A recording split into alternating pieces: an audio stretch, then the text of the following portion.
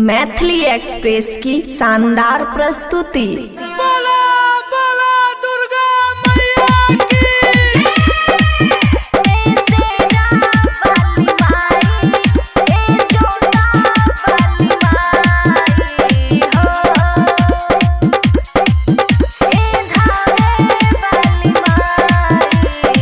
खुशी recording studio बलुआहा।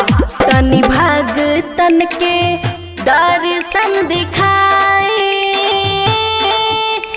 शेरा वाली माई, हे धावे वाली माई हो। तनि भगतन के दर्शन दिखाई शेरा वाली माई, हे धावे वाली माई हो। कहाँ गइला माई तू ता अझुराई, कहाँ गइला माई तू अझुराई, हे शेरा वाली माई, हे जोता वाली माई हो। DJ good Madhubani, DJ good Madhubani, DJ good Madhubani, हे शेरा वाली माई, हे जोता वाली माई हो। मिक्स बाय अमन अक्के। गौआ जवार सबे अइले हे मैया, पंडाल में सब जुट गइले हो। पंडाल में सब जुट गइले हो। गौआ जवार सबे अइले हे मैया, पंडाल में सब जुट गइले हो।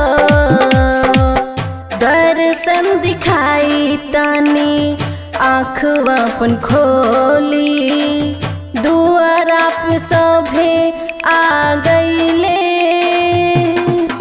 काहे बनल बाडू माई तो कसाई, काहे बनल बाडू माई तो कसाई,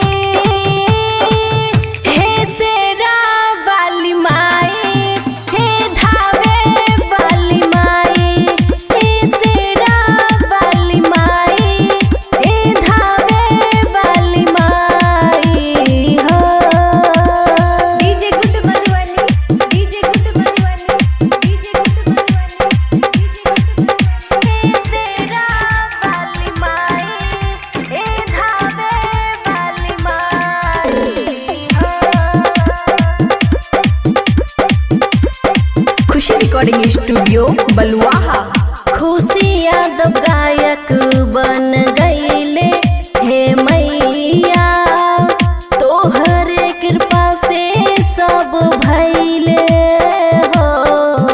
तोहरे कृपा से सब भइले हो। खुशी यादव गायक बन गइले हे मैया, तोहरे कृपा से सब भइले हो।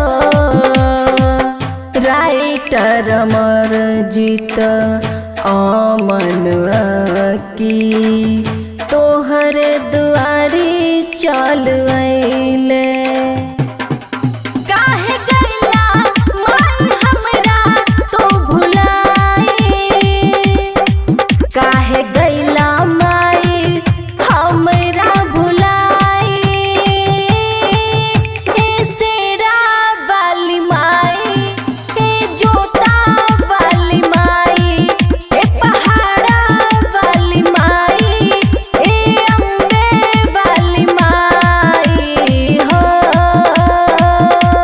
खुशी रिकॉर्डिंग स्टूडियो बलुआहा।